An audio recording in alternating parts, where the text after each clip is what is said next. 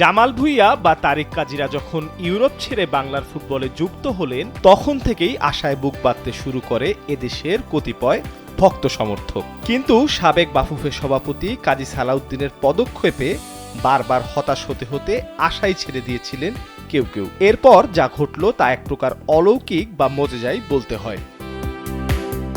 ছাত্র জনতার অভ্যুত্থানে আওয়ামী লীগের পতনের সাথে সাথে পতন হয় সালাউদ্দিনেরও। নির্বাচিত হয়ে বাফুফের দায়িত্ব নেন তাবিত আওয়াল। এরপরই যেন নতুন হাওয়া লাগে বাফুফের পালে। বাংলার ফুটবল বদলে গেছে যার বদৌলতে তিনি আসেন দেশে। হামজা চৌধুরী, একে একে আসেন সমিত সোম, জায়ান এবং কিউবা মিচেলরা। হুমড়ি খেয়ে পড়ে দর্শকরা, জেগে ওঠে বাংলার ফুটবল।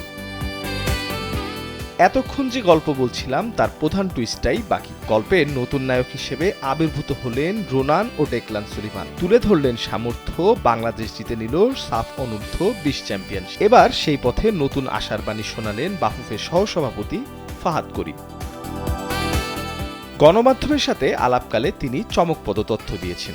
সংবর্ধনা অনুষ্ঠানে চলাকালীন তিনি জানিয়েছেন যুক্তরাষ্ট্র এবং নর্থ আমেরিকা থেকে আসছেন আরও 4 অরিজিন ফুটবলার। 2 জন যোগ দিবেন জাতীয় দলে, 2 জন বয়সভিত্তিক দলে। অরিজিন ফুটবলারে ভর করে স্বপ্নের পরিধি বড় হচ্ছে ভক্ত সমর্থকদের। এবার না হলেও অচিরেই এশিয়া কাপ কোয়ালিফাই করতে পারবে বাংলাদেশ, প্রত্যাশা তাদের। তাই ফ্যানদের আগ্রহ কিংবা বহুজাতিক কোম্পানিগুলোর পৃষ্ঠপোষকতা এসবই অবদান রাখছে বাংলাদেশের ফুটবল উন্নয়নে। ভবিষ্যতে আরও আনন্দের উপলক্ষ পাবে লাল সবুজের প্রতিনিধিরা, প্রত্যাশা সকলের। মির্জা সানোয়ার হোসেন, কালবেলা।